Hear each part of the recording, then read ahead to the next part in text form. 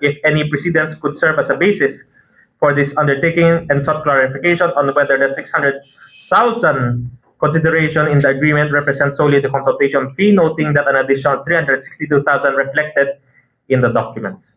Attorney Pahila answered that no precedent exists, reiterating that this is the first time the city will engage under this mode. On the matter of compensation, he explained that the consultation follows DBM Circular 2007-2, Section 4.4, and undertook to furnish the body of the 600,000 honoraria breakdown. So in other words, i-simplify ko lang, ang honoraria nila nag-base sa ilang salary grade.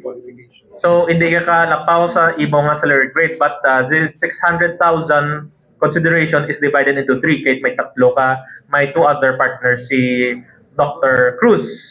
So tungaon nilang 600,000 in a span of 3 months, tapos divided according sa ilang salary grade.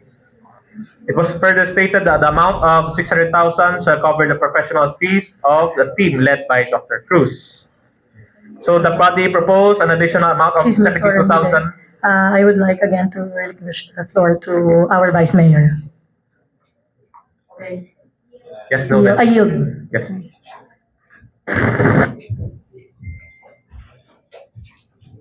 Please proceed.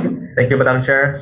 The body proposed to increase the consideration to 672,000. The additional 72,000 would represent the possible withholding tax or possible VAT that the contracting parties would incur, wherein if there's an agreement that the city government would shoulder the income tax or the VAT.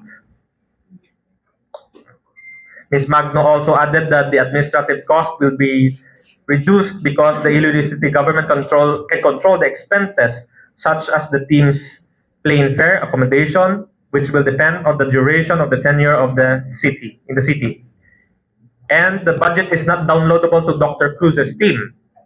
So the 362,000 under paragraph 4 of section 4 is not downloadable under the team. So it's not part of the consideration of the contract, but it is the projected cost. So dara lang malibot ang ila na compensation to around 600 to 672,000 pesos. The chairman then expressed his observation that 3 other individuals appear to be involved in the undertaking and inquired as to why their names were not reflected in the draft agreement. In response, Attorney Pahila explained that at the time of the drafting, Dr.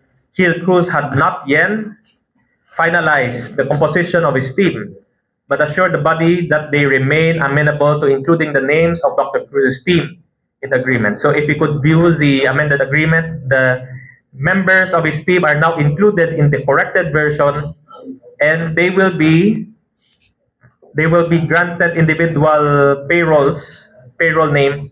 So their names in the payrolls would be included in the payment of the honoraria. So this